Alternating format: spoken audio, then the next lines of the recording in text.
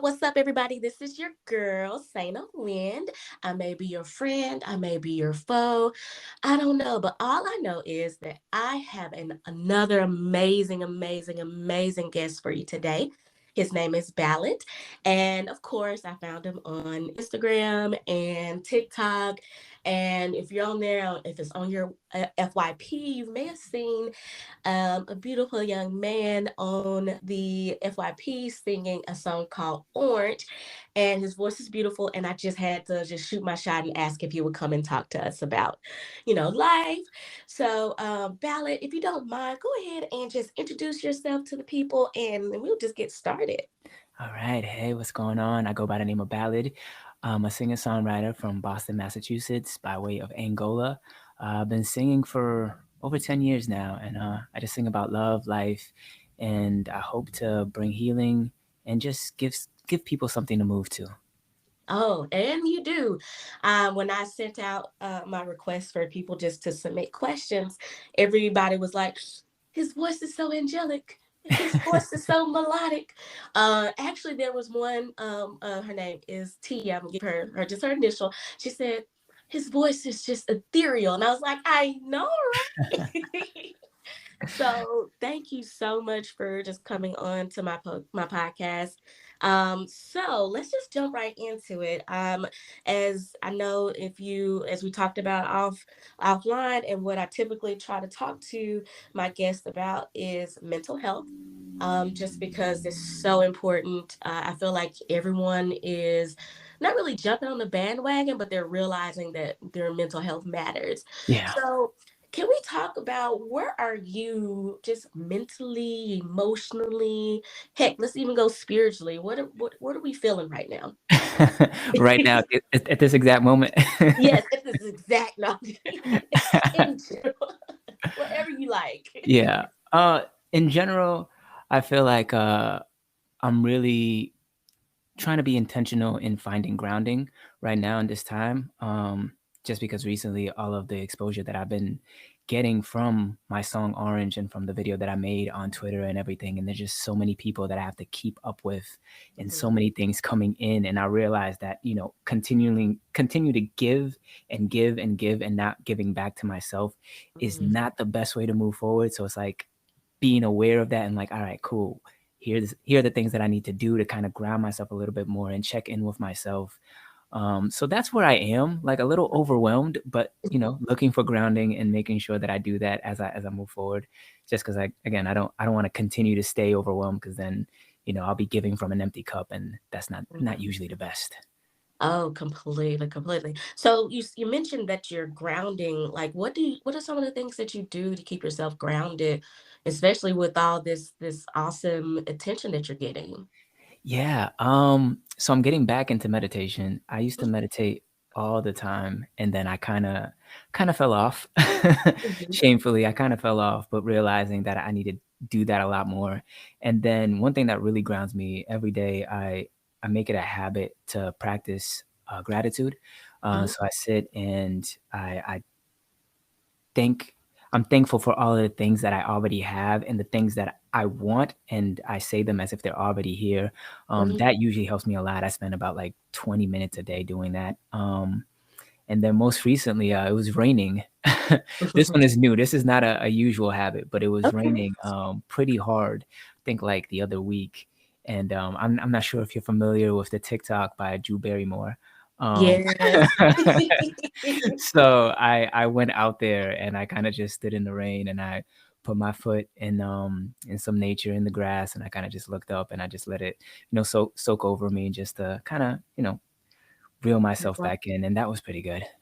Yeah, I've done that a couple of times. It is kind of because I feel like what Drew Barrymore was doing, she kind of went embracing her inner child, Yeah. doing some work like that, which I know that I've been working on. I think I'm in my inner teenager phase right now. Which again another TikTok put me on. I was like, there's an inner teenager. I'm just happily child. Let me ask you this, if you don't mind, like since Yeah. it's mental health, you're using a lot of terms that I'm familiar with just from my mental health journey with therapy. Is that something that you've been utilizing as part of your way of keeping grounded and staying like present? It's something that I'm actively searching to get back into. I had therapy a few years ago, I believe like 4 now. And I was doing therapy, and that was really helpful for me. Then it kind of got to a point where, my therapist felt that I was good to kind of handle it on my own. Plus, she was leaving the practice. And she said, but I think that, I'd have it. And since then, I've kind of just like been going at it on my own. But obviously with everything that's been happening, I'm realizing like, all right, there's only so much that I can do by myself, and you kind of need that maintenance. Right. So getting back into that is something that I'm actively searching for. Okay. Yeah. Well, can I ask you just when you first, just for my listeners, because I know for especially men of color, it's hard to find a therapist. Yeah. Did you have a difficult time finding a therapist, or did you have a person of color therapist? Was that something that you preferred, or or you just wanted somebody to be able to listen to you and just help you through your issues, regardless of their ethnicity? My preference was to have a person of color, a black person, but it was a little bit difficult to try to find that, and something at the time to work with, what I had in my healthcare at the time. So Hmm. I just took whatever I got. I I feel just it. It just got to that point where it's just like, well, I know that I definitely need to, get in this and do it, because I've struggled with a lot of just social anxiety and anxiety, and at the time a lot of depression as well. And I was like, I need it. So yes, I have a preference, but for now, let me just actually just start it and get in there. And yeah, it went okay. Hey, My you're first here. one was kind of just like, they didn't all the way get it, if you know Hmm. what I mean? They didn't all the Right. way get it, but it was a little helpful. And then, that one also switched practices, and the one that I got right after got it a lot more. Hmm. Still there was, still disconnects, but they got it a lot more, and it helped me find my way a lot better. Right, and that's beautiful, and I think because reason why I wanted to kind of tackle that is because I know I've been like a real huge proponent of therapy. But my therapist, she's white. And I was like you, just in the same thing of like, oh, I need somebody to take me by the hand. Yeah. And so I don't care if it's white, black, or other. I just need somebody to come get this brain because it's not braining. Yeah, right. And so I wanted you to touch on that because I feel like some people get caught up of just having a therapist of color, black therapist, or somebody of their own ethnicity and background. But it's just also important just to find somebody that clicks with you and that can help you through some of your mental health struggles. So Right. thank you so much for touching on that. So No, y'all of course. listen to Ballad. No, it's important, and I know like we want to have therapists that look like us and can kind of understand, some of our paths of lives, because it's a lot of work and a lot of labor that you don't want to do to explain certain things, Right. because you know certain cultures just get it. Like I don't have to explain certain things; they just know. Exactly. you Look, know, it's um, it's it's that. really helpful. Exactly. It's like it's the head nod when you see a black person in the Right. mostly all white spaces. Right, right. Like it's just these things that aren't spoken, but you just know, like, and you don't Yes. have to explain. But sometimes above all, just the health and like the maintenance of your mind and making sure that that's in a steady place is more important than finding somebody who just is gonna get it all the time. Because Right. that's how I looked at it, and I was just like, that's gonna be great, but that's a plus. Right now, I just need You're it. right. Exactly. Exactly. Well, you said something about like the like culturally, because I know as a Angolan person or Yes. for a person from Angola. Now, can I ask you, and please forgive me if it's ignorant, but uh so are you first generation American or did you immigrate from Angola or? Yeah, we immigrated. I was born in Angola. Okay, awesome. Well, because reason why I want to kind of touch on that, like cultural similarities, I feel like people, I'm getting into the point where I want to learn more about Africa. And I know since you immigrated, you probably heard all the little negative things from people who are Black, white about Africa. Yeah. So I just wanted to know, like, how did that like affect you growing up, and did you have issues like connecting with just regular African American people, or were you able to kind of slide in just because the color of your skin? With regular African Americans, I was able to kind of just slide in because of the color of my skin. It was Okay. never like that wasn't difficult at all. Like that was Really? actually pretty smooth. So Oh, so okay. that's a blessing. It was That is everything else because it was just such a culture shock. right.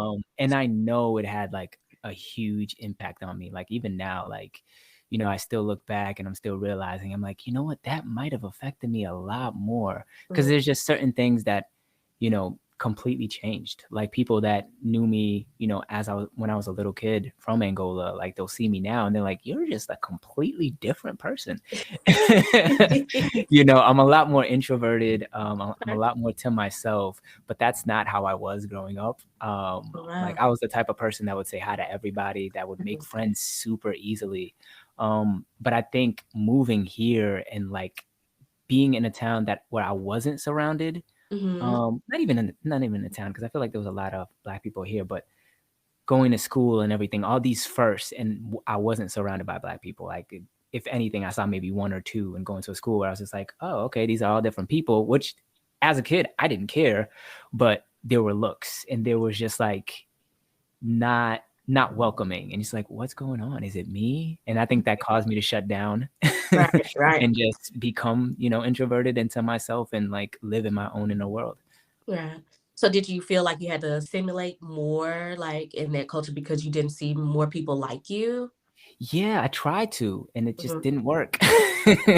You weren't meant to fit in, baby. That's Yeah. the point. Yeah. I wish I could have told my younger self, like, you weren't meant to fit in. It's okay. Because it hurt a lot. Mhm, Um, but as I grew older, like in switching schools, like luckily, the area that I grew up in had a lot of a Black population. So mhm. I saw more Black people. So, I found more people that were like me, and I didn't have to feel like I was an outsider all the time. So that really helped too. Oh, that's good. That's good. Well, I like kind of getting into the cultural aspects because I know we always feel like that there's like a difference, but there really isn't. But I kind of wanted to touch on like your Angolan culture, and when it comes to mental health, was that something that like with America, we have that huge patriarchal, no emotion kind of thing. Yeah. Did Angolan culture have that similar aspect when it came to like mental health, or was it easier to approach in your family or in your culture in that way? In general, I think it's kind of the same. Okay. Just from stories that I've heard, and like never from my own account, but just from stories that I've heard, like it's, especially when it comes to mental health and when it comes to some of those things, like, they look at, like, even here, they look at you a little weird, like, what Right. you're going through what? Like, no, Mhm. no, you just pray about it. Yeah, I You was need gonna to, I was gonna you need to ask ask God. it. And it was that, or something is wrong with you, or something like that. Luckily for me, I've been very blessed, and I've had the privilege of having parents, mostly my mother, Mhm. that never really judged me in that way, and never really looked at it in that way, or never, at least, and never put it on me. Right. Like, it was almost like, I think she's the one that like made me see that I should go into therapy. Cause for me, I think it was crazy. I was at a regular, just exam, doctor's exam, physical. And I remember at the time, I think they still do it, but they give you a paper, like kind of just assessing like where you're at mentally, like, Mhm. how do you feel and everything like that. And I remember just like kind of lying because like anything under two, like, Right. is a thing. I was just like, I'm just gonna, I don't need to be asked about this. I don't need to do that. And I just remember doing that, right? It's like, I'm not doing that. And then my mom had asked, she's just like, you know, did you lie on? I was like, a little. She's like, listen, if you need to speak to somebody, don't play around with that. Like, and I was like, wow. You know Oh, what? yes. Here I am lying because I'm thinking I don't want to look weird. I don't want to like people think that there's something wrong with me. And here Yeah. my mother goes letting me know like if you need to talk to somebody, just do that. Don't play around with that. And I'm like, yeah, you know what? I need to. You can listen to your mom, right? Yeah. Because I feel like people kind of get caught up on like people would know, but I'm like, nobody's gonna know unless you start telling everybody. Right. Are you gonna shout it from the rooftops if It you feels don't like know you who just you have are? like this cape on now. Like, oh yeah, Mhm. now everybody can literally pick you out. Like, oh, you're in therapy. Right. I was like, you're standing in the grass barefoot. You must be. You up here. That's grounding work. You like, Right. how do you know about grounding? You've been reading self-help books, haven't you? You're right. Well, that's interesting. Well, because I was doing some research because I hate to sound again like basic American, but they don't teach us nothing about anything, Yeah. especially No, about they don't. they really don't it's just because reason why I asked you like that question earlier about like did you have like negative interactions with people of color about Africa is because in the South when I was growing up, well, can I ask how old you are? Yeah, I'm 33. Okay, so we're around the same age. I'm 36. So when I was growing up in the South, we did not say nice things about Africa in general because everything that we saw was, it always talked about, savagery or just very Yeah. old, antiquated, Yeah. untrue BS. And so I just wanted to see if that was similar in Boston or Massachusetts Yeah. um, versus Tennessee, where I'm from. Uh, It it was a little similar. I'm not gonna lie to you. oh, I was like, I oh, I had high hopes. it took a little bit for me to have like pride that I was, African. Like that Mhm. wasn't something that I would just like openly be like, yeah, I'm from Africa, just because of, some of the things that you would hear. Like I feel like I don't maybe my mind's making it up. Memory can be a tricky thing, but Right. I feel like I have been called an African booty scratcher at least once in elementary Oh, school. I was Like hoping that didn't travel up there too. Good night, all of it. that was everywhere. That stigma, like, yeah, Uh, I feel like that might be just universal in the U.S. So it's just yeah, like, yeah, I had high hopes because when you didn't say, it, I was like, oh, maybe. Then you said it. Yep, I wasn't gonna say it. nah, those things traveled. Yeah, I Yeah. heard them. Well, I am. I will take accountability because yes, unfortunately, I was one of those super Oh children. no, But I grew but out we of were it. kids. Yeah, we were kids. We were dumb. We were always. Okay. So this is my theory. I blame everything on slavery and colonization, Yeah, which, as a person from Angola, you know about colonization pretty well. yeah, And so I was reading up. I was like, oh man, I did not know that. I did yeah. not know about the Portuguese all up there. Yeah. So that was really interesting learning about the colonization by Portuguese. So do you speak Portuguese? Is that like your native tongue? Yes, yes, that's my native tongue. That is so cool. I love languages. I'm like an anthropology head. Like I love language linguistics. So what is do you ever sing in Portuguese or have you ever done like music in Portuguese to kind of get to that audience or I have. I started doing it years back. Mhm, Started incorporating it a little bit more in my work. Nothing that well, I have put out. I feel like one. I think only mhm, one I've put out before. It was like on my SoundCloud where I was like singing in Portuguese and in English. Like mhm, I would sing a sentence in English and then I would repeat it in Portuguese. mhm. And that was a pretty fun song. But I incorporated. I haven't put it out fully yet. Just because I still want to get people, get a bigger, broader audience before I just hit them off the head with like, oh, where is this coming from? You know what That's I to mean? them like, hold up. Okay. Yeah, but I can't wait. And it shouldn't be too far off, but I can't wait to that part of my journey where I can, embrace a lot of that some more because I want people to know that I'm more than just R&B. Like R&B is something Mhm. that I love and I love to do, but there's so much that's a part of me, and I want to be able to put that and show that in my music. Right. Well, since you mentioned that, because this podcast is called Co-Sides and Tangents for a reason, because we go on rants here, and also I am ADD as hell, so I jump off. So let me know if if you don't keep up with me, because I will Oh, not. I'm a Gemini. I'll keep up. Yes, honey, Gemini, I see you.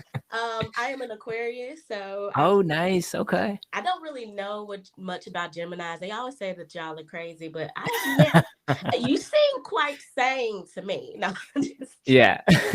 Or they'll say but we're two-faced. oh yeah, but I was Yeah. like, but I want to kind of I wanted to ask you about that. You said R&B, and you did do a post about like how what P Diddy put up there about is R&B is R&B dead or R&B is dead? R&B, oh God, R&B is dead. Yeah. And that question actually came from Jen out of Illinois, and so she wants to know what your actual take was. Like, how do you feel where R&B is going? Because I feel like you're pretty rhythm and bluesy, but I would like to I think get a so. lot of neo soul too, rhythm Yeah, yeah. neo soul. So what is your actual like opinion on what P Diddy or Love said? Yeah, yeah. Love. Um, yeah, my opinion on it, which is why I like kind of poked fun with like my question and the video that I did for it, Right. is it's R&B is alive and it's thriving and it's been alive. Speaking solely from like a fan perspective before an artist perspective, like there's so many artists that I'm a fan of that are making such quality R&B that inspire me, and it's been Mhm. happening for years. And it's just like I know that it's harder to find in the mainstream because that's not where the money is at. Like Right. R&B takes money to push and put in front of people, which is understandable. So it's like you're not going to turn on the radio and really hear R&B all day, especially how they mix, hip hop and R&B into one thing. So I Mhm. get that you don't see it, in the way that you should, but it is alive and it is thriving and it sounds, in my eyes, as beautiful as ever. Yeah, I agree.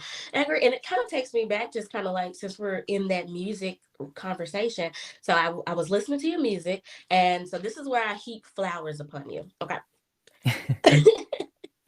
So I was one of my favorite songs is Selfish. I've been singing it since I woke up. I literally woke up singing Selfish. Oh man, I love that. So I really like that song. Thank you. I really like, I think I'm gonna pronounce it wrong because I am so southern. It's Croy. Yeah, Croy. Yeah. I really liked a lot of those songs on Croy. And then also, let me get my notes out. And Read Your Mind. I really love that because well, I don't know why we women or just people be thinking that a partner needs to read their mind. I can't. Yeah. Yeah, yeah. No, we can't. We can't. I spoke on this on a show, and it's like a beautiful thing about, being with a partner and getting to know somebody and loving them is there are things that you're gonna know, like Mhm. certain habits and certain things about them that you're gonna know, like because we're creatures of habit for the most part. But like our internal world, like deep, deep down, there's no way I'm gonna know that. There is no way. Like Mhm. you're still trying to figure that out. So how am I supposed to just know that? Exactly. Right. Well, that kind of leads into another like audience question. Yeah. Kind of because we're getting into the relationship aspect. And I've been wanting to get more into like relationship conversations as well. Because again, like having your mental health in a state of being, you know, open to a partner is important. Yeah. So, Josh from Instagram, he wanted to know just your thoughts in general on relationships. Are you a hopeless romantic? And I feel like you kind of are, just from just your vibe. You're very Is groovy. is Um, that obvious, huh? yeah, just a little bit. You know, you ain't out here saying, f them hoes. So Yeah, no, never. thank God. So like what is so you are a hopeless romantic, so what are your thoughts on relationships now, especially becoming more of a more present person with your mental health? What are you kind of hoping to look for, um just in general? Let's just chit chat about this thing called love. Yeah, for me, I think it's crazy. We say it all the time, or I hear it said often, but the number of times that I feel people actually implement it is, to me, is not enough. Where it's just communication. Like it is so important to actually speak on things. Like going back to read your mind, like actually speaking on something and having the words to describe what you're feeling, what you're looking for. Because I feel like, especially now, there's a lot of discourse between like genders and everything like that. When people should be having these conversations with whoever they're dating. Like, hey, this is what I would like. This is what I require. Um, and then getting a vibe and a feel for what the other person needs and coming together and building a relationship for themselves instead of just kind of going with how relationships should be. Like, we should create, for me, in my eyes, a relationship should be what we want out of it. Like, it's not a one size fits all. It's whatever we need for us. So, that's what I tend to focus on. Mhm. And that didn't come out of just like, I wasn't always like that. Like, in being a hopeless romantic, I was always just like jumping into love because of movies and, love Mhm. songs. Like, I just wanted the perfect love and all this. And I never really, took time to sit in it and realize just a lot of misconceptions that are in there. Mhm. And I feel like a lot of the times we speak of love as if it's not like a human thing, Mhm. meaning as if it doesn't have like any errors or like any doubts or any of those things. And it's just like, no, it's like us. We're not always the same. We grow, we change. Sometimes we're happy, sometimes we're not happy. It's about, working through that and making sure we're always checking in with ourselves. So that's how I feel on it. That's true. Like that's one thing I'm learning more and more about is to communicate. Because I realized just growing up, we didn't know we have not been taught how to communicate like Yeah, properly between because I at feel all. at all. And I feel like the division is especially between because you talked about genders because it's a cultural thing. Oh yeah. And a lot of people don't realize that our thoughts on gender, on what is a female, what is a woman, what is a man, is all a cultural design. Yeah. And so, like, I feel like we women were always told, "Oh, you can communicate your feelings," but then men were like, "Shut it down." Feelings, what are those? Don't talk What is about that. those? Don't show Right. vulnerability. You're a Exactly. stone cold rock. Right. You just bring food home for family and Yeah. don't cry about your pain. Yeah. And so we definitely were not taught how to communicate. And but then I feel like those divides, it created kind of like this weird hierarchy. When it's Yeah. like, oh, if you are going to be angry, you're going to be held to a higher extent. But if you are a woman and angry, you're looked down on. Or Yeah. and then with the vice versa happens with emotions, like, oh, you can cry as a woman, but if you're a man, then you are, it's your masculinity is attacked. And that's why I want to have these conversations because I feel like as women we get caught up on those ideals as well.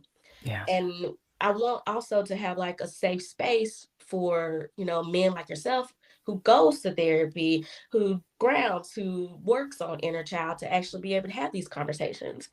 So what I'm getting into now is just what would you want women to know about mental health from a black male's point of view, and just how it kind of feels. That's a good question. That's a very good question for me, particularly because, with me, I feel like I've always been a little bit different. Just in a sense, like I've always been really close with my mother. Hmm. That's like one of my strongest connections, and I feel like a lot of the things that men weren't allowed to do, Hmm. like, to me, it never sat in that I wasn't allowed to do that. Like, for instance, like show emotion or cry or be vulnerable or any of those things. Hmm. I never took them as, oh yeah, I can't do that. It was just, I just did them naturally, and it felt all right. Um, so yeah, it's been a blessing to be able to be in a position where I can articulate like what I'm feeling, and I haven't encountered, many women that look at me weird and be like, what, why are you in your feelings? Or why do you feel this way? So it's like I haven't had a lot of the negative aspects that come with it. So I Hmm. don't know if I'm in the best position to say it. That hey, To speak for other men like that's that do good. deal with that do get shut down and aren't Hmm. allowed to speak about certain things because they're looked at as weak. Like I've never been put in a position where I was looked at as weak for showing my emotions. And Hey. anyone that like has felt that was never in a close enough proximity to like affect me. You Mhm. know what I mean? Well, that's good, and I'm glad that you had those experiences because that way that we know that that's a that can be accepted, that can be the norm, and it's not like we should be shocked. Because I remember I talked to a guest previously. He talked about um, how some women are they want men to be emotional, but when they show it, some women can be kind of thrown for a loop for that. And Yeah. I resonated with that because I'm like, that's kind of true because we're Yeah. not used to seeing it. So it just be like, whoa, what's going on here? Yeah. No, and that makes sense. I feel like I've had friends that have dealt with that. With me, it's like you kind of know I'm emotional off the bat just by the way that I show love. So Right. like whenever I show it, it's not like, what is this? I mean, I do get like whenever like people first meet me and they get that, it does throw them for a loop a little bit because they're not used to having somebody who is in tune with their emotions and can Hmm. speak on certain things that sometimes men are afraid to speak on. So Yeah. it does at first come out as a shock, but it's always welcomed, and then it's never like an issue. Yeah, that's true. That's you're like, oh, okay. So they kind of settle in because I feel Right. like people typically glitch. You know, oh, you're breaking norms in my brain. Right, right. Well, that's good because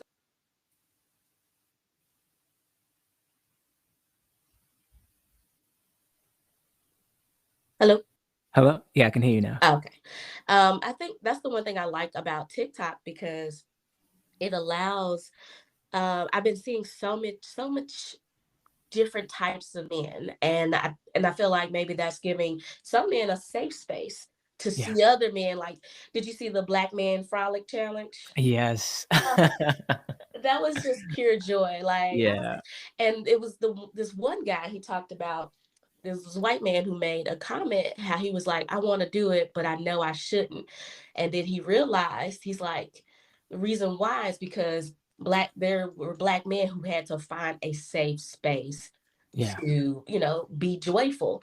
And he Yeah. was like, damn. And I'm just glad that there's actually some positive things coming out of the internet. Yeah, And yeah. There's so much, but here and there you get some really positive stories, some really mhm. positive things that pop up that just make your heart grow. Yeah, I love seeing plant dads. Um, Yeah, I'm a plant dad. oh, got babies. I need more plants. I want to have it like a little forest in my home, just so I can Yeah. like make my own oxygen. Um, Same, same. I'm not there yet. I just have like a little aloe plant. It's my first one. okay, But my mom is like a super plant mom. Like she has so many plants. And then my grandmother before her had so many plants. Like I remember growing up and she just had them everywhere. So it kind of like it's traveling, down the line. So it's like I'm next. okay, yeah, you gotta keep it going. Now, Yeah, I have to. do you have brothers and sisters, or are you the only child? Yes, I have one younger sister and one younger brother. Oh, okay. So you're the oldest? I'm the oldest, yes. Oh, okay. I'm the baby, so we were the spoiled ones. So I apologize for all the babies. No, not at all. I mean, I only really had to deal with my sister. We grew up in the same household. Oh, okay. Yeah, me and my brother didn't. So I only had one to deal with. Well, we're sorry. No, I appreciate your apology.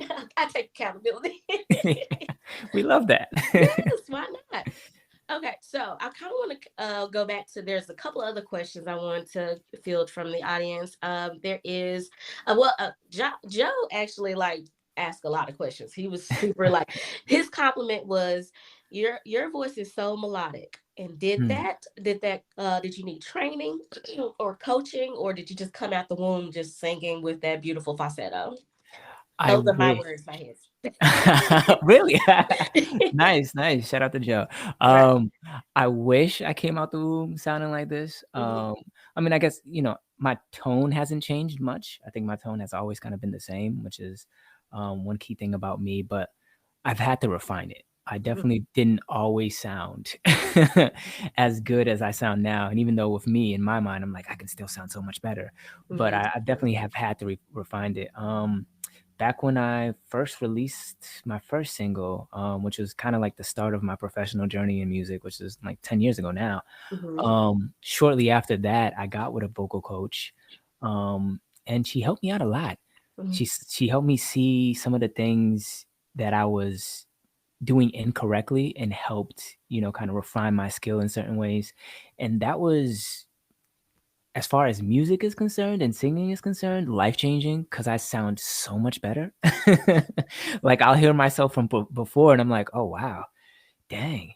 Mm-hmm. I was really just singing out of passion. There was really not a lot of technique. So, Mm. like, actually having the technique and knowing what I'm doing and being like, "Oh, okay, this is sounding like this, and I want it to sound like this. So I have to, pull from here, change how I look at it here, like watch how I speak as far as like pronunciation and all of that. It's just having that skill and that technique changed me completely.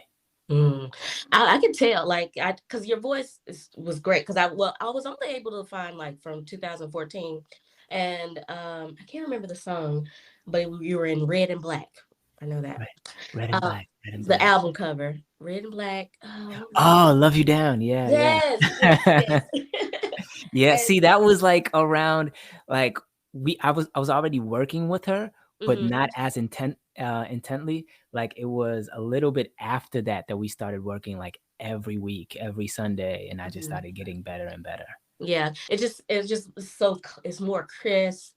It's more like the clarity and your falsettos just hit. Thank you. You're welcome. You're welcome. So I kind of want to still stay more in the career phase. Just so, when did you decide that you wanted to? Was music something you always wanted to do, or did you, want to do like just a regular career, and then you're like, hold up, I got this voice. Um, I honestly didn't know what I wanted to be, Mhm. what career I would go into. Music, I always looked at it as something that I really loved, and it was a dream. Like, when we Mm, speak of dream, it was really a dream, like something that I did not think it was possible. Like, growing up, I was like, being an artist, that's not gonna happen. I would love to be an artist, but that's not gonna happen. Like, I never looked at it realistically. Um, it wasn't until my senior year in high school, it was pretty late for me, one of my classmates put me on the spot, and I had to sing in front of the class. And it was one of the most nerve-wracking things ever. ooh, really? Because I had never sung for really people in general. So now I'm singing to like a whole classroom. And but I did it, and I just felt a different energy that I hadn't felt before, Mm, and I felt seen, and they liked it. And that really like changed my whole perspective on it. I was just like, what? mhm. They like this? Because it was like, it was senior year, and around senior year, you're looking at like, all right, what college you're gonna go into, what career field, what do you want to be? And I'm like, I don't know what I want to be. I don't know what I want to go to college for. I don't know what I want to do. And Mhm. then when that moment happened, I'm like, I I think I want to be a singer. I think I'm gonna pursue that. That has to be a really powerful feeling to like feel yourself at a younger age kind of falling into your purpose like that. Yeah. That level of authenticity and kind of just going for it. Yeah, it was a blessing. Yeah. Well, what are some of the your goals that you're having for yourself like in the next, I say like 5 years, the normal. What are you hoping to see coming out of your career, with Orange blowing up? What can we get some tea on, like, do you have anybody in your DMs talking about come talk to me? What's going on? I've gotten a few DMs. I gotten a few DMs. Trying to figure out, what makes the most sense going forward, because I do have pretty lofty goals. Mhm. Like my first idol, the first person that I kind of looked up to musically was Michael Jackson. So growing up, I wanted to be just like him, and I kind of wanted to have like a similar impact as far as like globally touching people, and having that positive impact. So I want to be able to do that. And with that, like I wanna be able to put as much of myself in the music, and like I try not to, and I haven't so far, but the life lessons that I kind of gain, I put in there bits and pieces of, and I want to like continue to do so. I want to drop a classic album Okay. within the next 5 years. Definitely drop my first album and have it be a classic, because I know I'm gonna put everything that I have and everything of me in that. I have an EP coming out that I'm working on. I'm always constantly working on music. I want to be able to actually get into festivals. Like I've done one festival in Boston, which was incredible, but I want to be able to kind of, I'll say headline. I'll shoot for the stars. Okay, let's claim it. Let's claim it. Headline, some really big festivals, and just travel the world and kind of just bring my love and my light to people. Yeah. Well, you're definitely on that road because orange is it's I hear it all the time. Like as soon as I get I'm like, I don't understand why it's not on everybody else's FYP. Because Yeah. every time I come on there, it's there. And I was like, and That's every time I amazing. see it, I'm like, repost and I love Thank it you. so. Thank you. Of course. Well, can you tell me just what is the significance around orange? Because I was listening to it, and I'm not a music aficionado. I wish I would. I love music. I like to karaoke. I'm a karaoke queen. But like, what is the significance around Orange and just why that song you chose to kind of put at the forefront? Um, it's funny because for me, orange just, it came to me naturally at a place where I was kind of just being retrospective. I was just looking back. Um, and I think what I've been doing a lot more is just honoring my past self. Nice. Like there were times where I wasn't speaking up for myself. I wasn't, expressing things that I should have. And I kind of like shut that down. And where I am now, since I'm in a much better place and I can, articulate what I'm feeling, since you don't want to go back and interrupt people's lives Mhm. and be like, hey, I wasn't able to tell you this back at the time. For me, a good way to do it is to put it in the music, like honor emotions and feelings that I've had and just put it in the music. And that's what kind of orange was for me, just looking back at a time where that's exactly what I felt like I had done so much healing, so much growth, and I really really wanted to reconnect, and reconcile with somebody that I loved. And Mhm. I was just like peeling back all the layers and being as vulnerable as I possibly could in that moment. Mhm.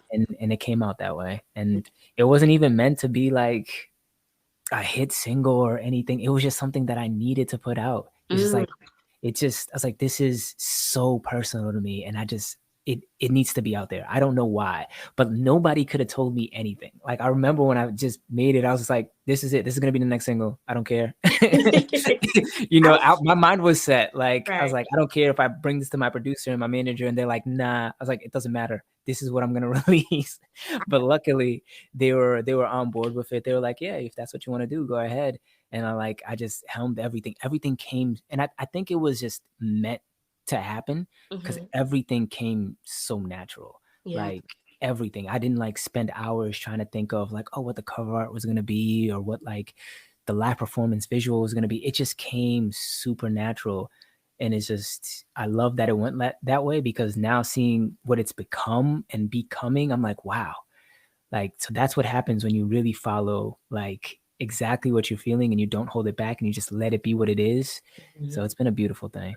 Yeah, I really liked it because when I was listening to it just all the way through, the one word I wrote down was it sounded like you were taking accountability for something. Yes. Yes. And I was like, I was like, accountability. I'm going to ask him about that. So Yeah. I'm glad that you were vulnerable because I'm loving the people are coming more authentic with themselves, and it Yes. makes the best music. Like I think about one of my favorite artists, Janelle Monáe, and Mm. her album "Dirty Computer." That was when she came out as Yeah. non-binary and Mhm. pansexual, and it was just such an honest and vulnerable album, and I feel like it really resonated because it just you could tell the vulnerability that was there, and that's how I Yeah. felt with Orange. I was like, okay, I'm hearing accountability, I'm hearing you know just vulnerabilities from Orange. Yeah. No, it was definitely, it was a lot of it was in there. I didn't hold back. I didn't, Yeah. because I spent like, I wrote it in a song. I spent so many hours in my mind just like, thinking about, my side of things, their side of things, and then stepping Hmm. outside from both of that and seeing like, all right, this is what I feel. That's what you might have felt, but how does somebody outside of this look? Like I looked at it in so many different ways, and I'm like, Yeah. yeah, I played a part in it. Mhm. I it's like I have to be accountable for that, and just letting that out there, because Yeah. it's like it's not about being right, it's not about being wrong, it's about being as real as you can and getting to a better place with the people that you love. I agree. And I think with because so this is weird. Well, not really weird. I had to actually look up account. I knew what accountability meant, Yeah. but I wanted to look it up in the perspective of like a person taking accountability. And I was like, yeah, he definitely did. and I think that's and I think that's one people are that I'm glad that people are realizing that they should do and learning how to do it. And I feel like this song is definitely like your accountability song, and it could be other people's accountability song. So Yeah. good job. I'm just Thank gonna you. tell you that. I'm gonna give you claps. Thank you so much. You're very welcome. So we're getting a little bit closer to the end. So I kind of want to get. I feel like we've traveled around the world. We've been to Angola. We've been to Massachusetts. Uh, so I'll kind of come back and wrapping it up and ask you just some general questions. Oh, I have one more question from Joe. He was very interested. He was very interested. Okay. Okay, he said he wants to. He said one, your jury game is on point. Thank you. And he wanted to know what do you want your style to say to somebody who sees you for the first time and maybe won't ever see you again, be like, that guy was XYZ.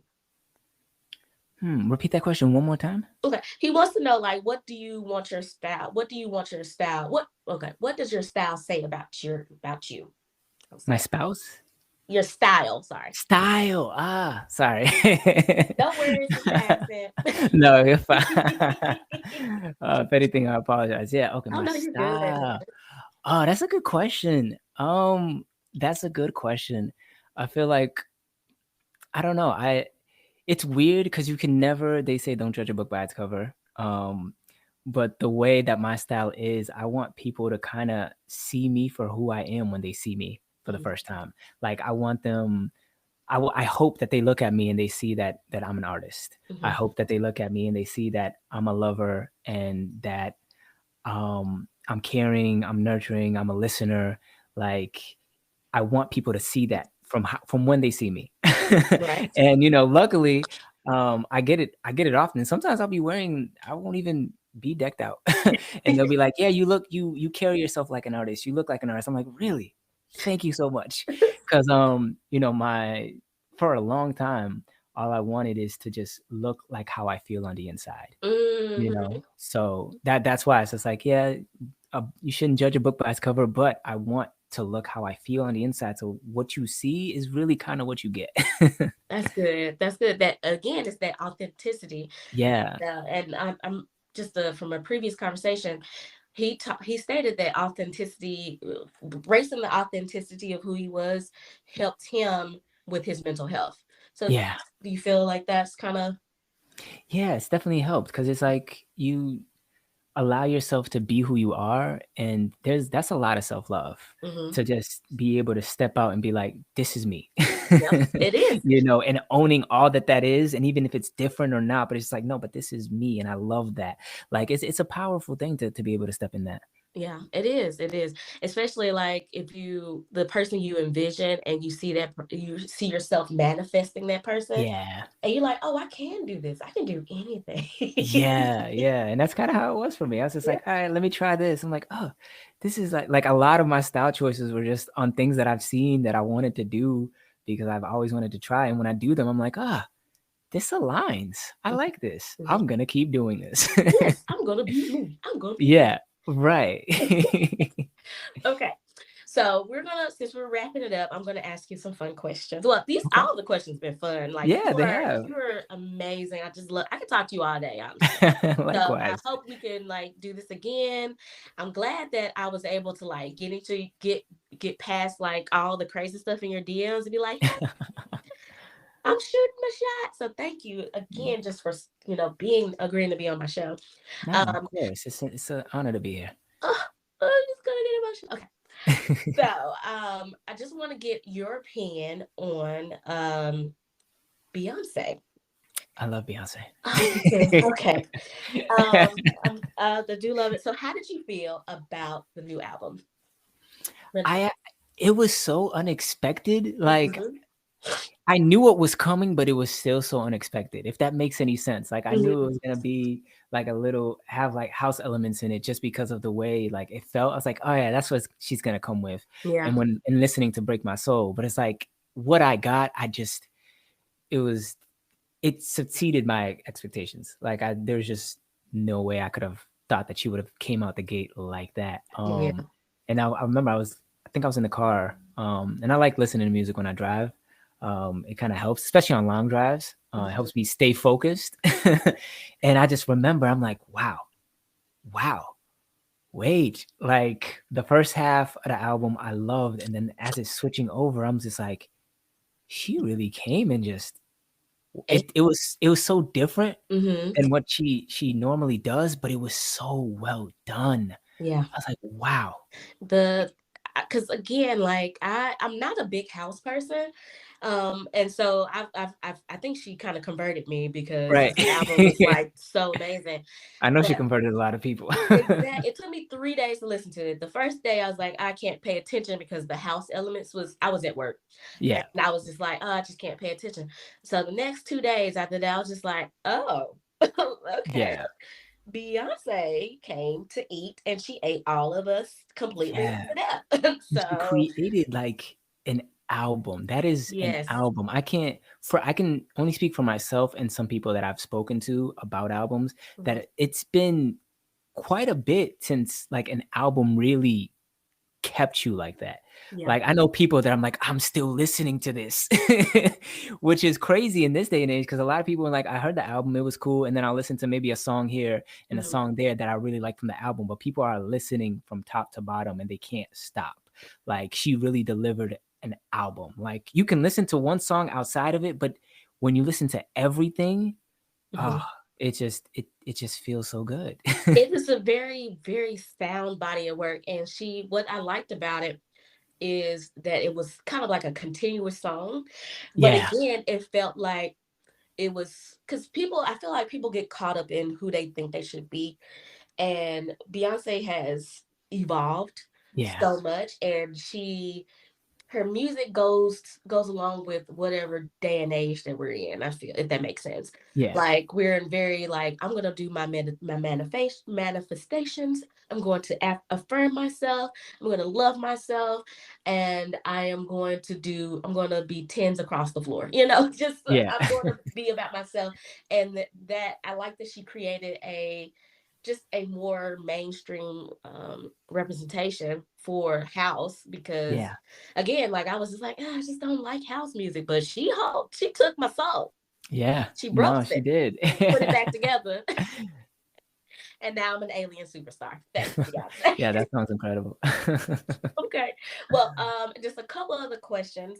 I just want to know what are we watching on or I know you're a music person, but do you take a break? Do you watch TV or you're a movie person or you just sit and play records with your aloe plants? Uh, No shade, I'm sorry. no shit at all. I love that, that was good. Um, so I'm a very nostalgic person, so Okay. I tend to go back and watch things that I love just to have that feeling Me too. again. So most recently, I've been watching a lot of The Office, just going back, and laughing and going through Hmm. that again.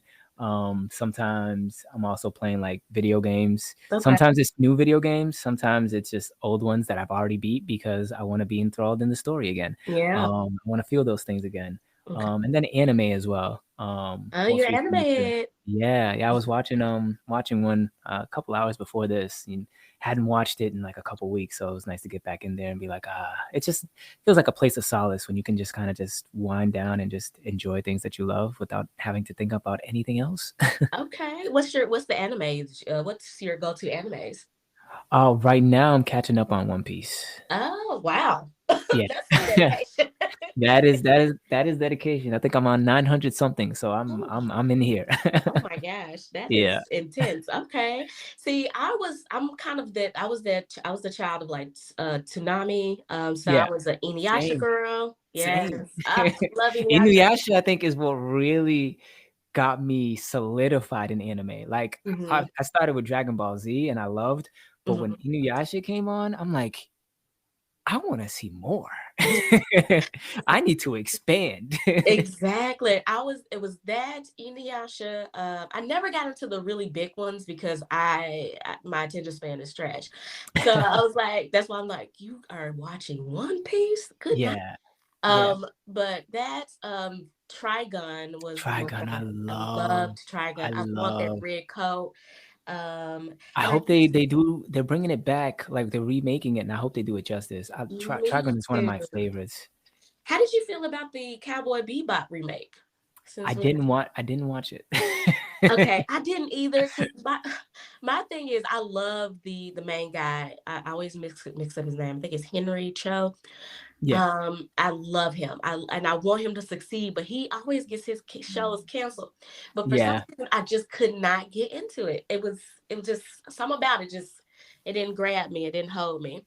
Yeah, Okay. I was gonna watch it. I was gonna give it a chance because I Yep. was hearing it's like, oh, it's not bad. I was like, all right, I'll give it a chance. But as soon as I was getting ready to be like, all right, I'll go and watch an episode or two, it got canceled, and I'm like, Yeah. oh, I'm okay actually. Exactly. I was the same way because I'm like, well, it ain't no time. It ain't. I'll watch it eventually. It ain't no hurry since I'm Yeah, never gonna see a second season. Because right, I'm the type. I'm like, oh, if you're gonna end the show, then I'm just gonna be decidedly depressed about it for at least a right, year. Then I'm gonna right, rewatch it. right.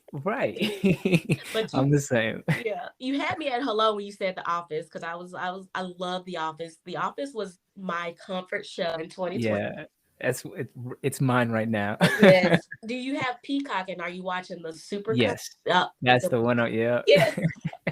Those fan cuts, they are actually different people with those without those fan cuts. Have you noticed yeah, that? They are terrible people within the unedited versions. Like Kelly was horrible. yeah. But I that is one of my go-tos. And then was another show. Oh, since you like anime, I watched Avatar constantly. Did you watch Avatar Nickelodeon?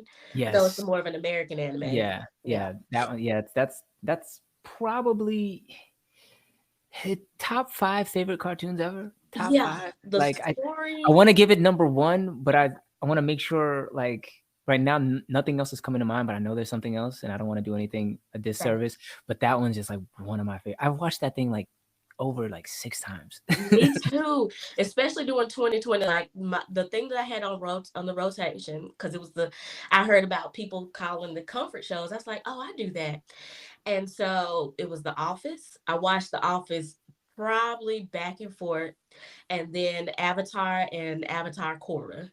I Yeah. watched those just religiously. Okay, all right. So we got some anime in here. Okay, so my last question to you Mhm. is you kind of touched on this. So when did you fall in love with your Africanness, your blackness? What was something that actually, you know, got you to fall in love with yourself? That is that's a good question.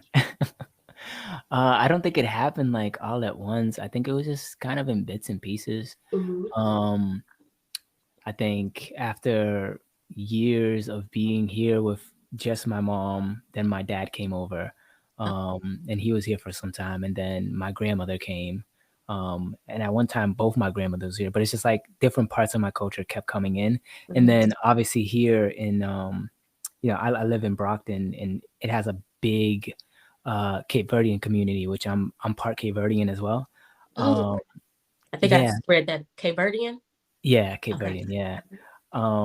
So having that side of my mom's family here and, like, seeing it and being in spaces with more of them and just, like, kinda appreciating the culture, like, over the years, it helped me, like, fall more and more in love with it than, like, my aunt coming in and kinda reminding me of, like, a lot of things that were, like, how things were back home, and Mhm. then, and most recently, back in 2018, I believe 2018? Yeah, 2018. I went back to Angola for the first time and, like, it had been like 20 something years. Oh wow. Yeah, I went back and I just, like, saw everything, and it was so beautiful to be be in a place that you haven't been in for so long and feel that nostalgia heavy. Like I walked through some of the places that I walked as I was when I was a child, and I was just like, wow. It just gave me a newfound appreciation for myself and my people and my culture. So like it was never just like a one thing. Like yeah, it's just gradually I came more and more into loving myself and my culture and my Africanness. Yeah, that's beautiful. Can I ask you another question? I'm sorry, I got Yeah, of course. I okay. love questions. So because I know you've lived, would you say you live as like a Black American, right? Would you say Mhm. that? Yeah, I would say that. Okay, so what is like what does it feel like to have a culture steeped in Africa? Like can you speak on that?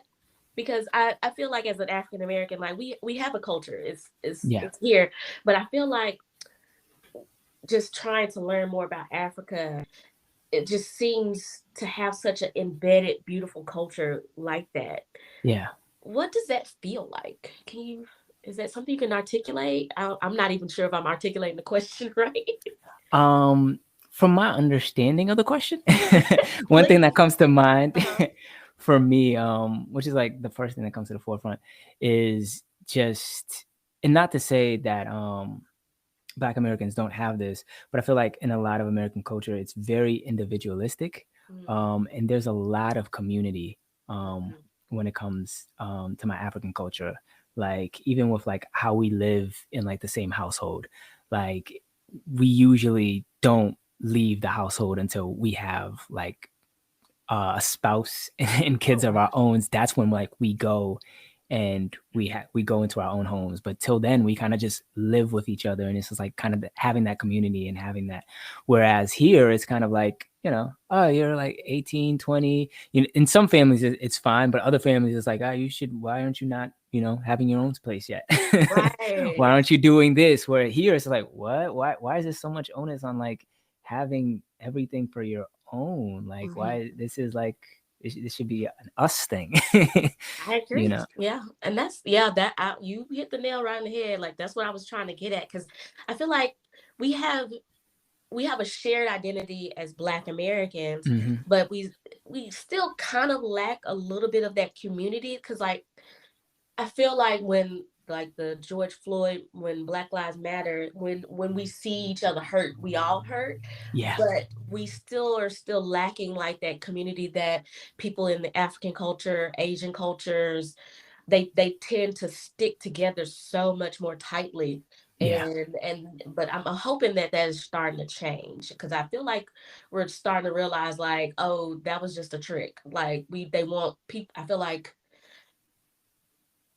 the powers that be wants us to be separated because if we yeah, were to really grow together, oh, we'll be just yeah. I think well. that's our strength. That's our strength because That's where we come from. That's our strength. Like right. having that. Now, like you said, it's happening, gradually, but it is happening. Mhm. But yeah, they definitely don't want that. Right. And I just thought about it. I was like, it takes me back to like Tulsa and all the whole Black neighborhoods. Hmm. But that's another conversation we'll have for another day because I can talk about racism all day. Yeah, yeah. It's embedded in everything. It's like you Right. can't shake it. Right. Oh, okay. Sorry. One last question. I promise. Of course. Okay. So with Angola being a colonized by Portugal, right? Not Hmm. Portugal, not Portugal, Portugal. Was there a lot of like colorism in Angola? Um, Colorism, Mm, I wouldn't say so. As far as colorism, no. oh, Yeah, I don't think so because there's not in Angola from obviously my not small but little knowledge from the time that I was there. right. Like you were I was surrounded by I'm super light over there. Oh, really? Like I'm super light over. I felt so embarrassed by myself because here I'm like, Mm, I'm a little light, but for me I was like, it's my face. The rest of my body is a lot browner, so I'm like, I'm brown skin. I'm not like super light. When I step back in Angola, I'm like, oh, I need to shut up. I I need to be in need the sun more. Yeah, That's yeah, right. I was like, I need to shut up. yes, yes. So I don't think so. I don't think there is. But again, I'm not there anymore. So Yeah. you know, to be able to speak fully on those truths. I'm not sure, but from what I saw growing up, I don't think so. Okay. Okay. Cool. I was just curious. It just popped in my head. I was like, just ask it. Okay. Well, I know we talked about it. Were we still able to do some singing, or we have to go? No, I could do some singing. Okay. Calm down. Calm down. Be chill. Okay. Well, definitely, if you want to play us out, that would be amazing. And just so we could just hear your beautiful voice live and Of whenever course. you're ready. Okay. I'm sorry, I should have prefaced it a little sooner. It's all right. Um, Pray to God you hear me. So many hours on my mind. I spent thinking and waiting. Can we reconcile? We were complicated. I'm sorry that I played my part and did. Things went overboard. If you need it, I can make it on my foot. I've broken all my walls just to face you. If you ever find yourself thinking of me, oh please feel free. Call me. I've been losing sleep. I've been losing sleep. Wide awake while the world's asleep. Oh, that was so good. Thank Oh, you. I can't wait when you now I know when you become famous. I'll be like, you I won't forget, remember I me? promise. Okay. Well, thank you so much. Please tell everybody where they can find you, where they can follow you. And yeah, that was amazing. I really love this conversation. Yeah, thank you. It was a great time. Yeah, I'm pretty easy to find. I keep it really simple. It's at Mr. Love Ballad, MrLoveballad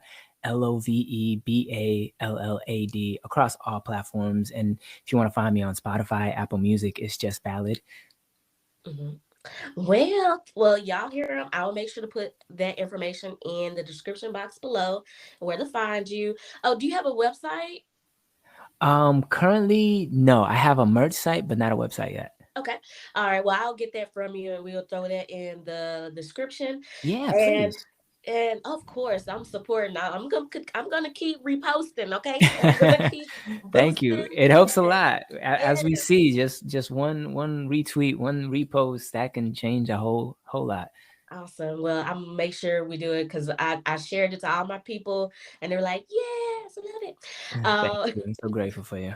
well again, my name is Sana, and you just heard Mr. Love Ballad himself. And this has been Cosigns and Tangents. And as always, thank you for listening, and I love you.